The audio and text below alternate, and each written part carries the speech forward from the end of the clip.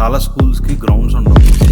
Main రోడ్ల మీద ఉంటాయండి స్కూల్స్. వాళ్ళ మదర్ ఫాదర్ కూడా వాళ్ళని ఇట్లా దించేసేసి వెళ్ళిపోవాలి. ఇది రోడ్ మీదనే దించా. అచ్చా, అందుకా అది కూడా ఒక ప్రయారిటీ.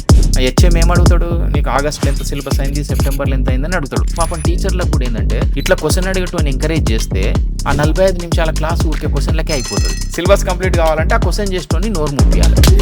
ఫీజ్ స్ట్రక్చర్స్ ఉన్నాయి కదా, 1 lakh, 1.5 lakh, దీని మీద రెగ్యులేషన్ ఏమి ఉండదు అసలు. తల్లిదండ్రులు ఇవ్వడానికి రెడీగా ఉన్నారు, వాడు తీసుకోవడానికి రెడీ ఉన్నారు. ప్రభుత్వం ఏం చేస్తే చెప్పండి. కరెక్ట్.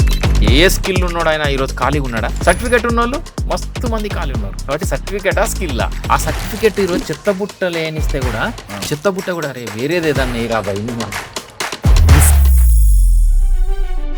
నేను అక్షరవనంకి వెళ్ళినప్పుడు పిల్లలందరూ they are taught on their own. అంటే వాళ్ళతో మొక్కలు నాటిపించడం, అది వెళ్ళి వాళ్ళు రీసెర్చ్ చేయడం. కానీ మీరు గురుకులం నుంచి ఇన్స్పైర్ అయ్యి చేశారు అది? More focus on learning methodology. ఇంతకుముందు గురుకులాలు ఎట్లుండే, ఆ గురుకుల ఎడ్యుకేషన్ సిస్టమ్ ఎట్లుండే. ఇప్పుడు ఏంటంటే పిల్లల్ని ఎవరిని తప్పు చేయొద్దని అంటారు, ఓడిపోవద్దని చెప్తారు. ఓడిపోకుండా తప్పు చేయకుండా నేర్చుకునే అవకాశం ఉందా?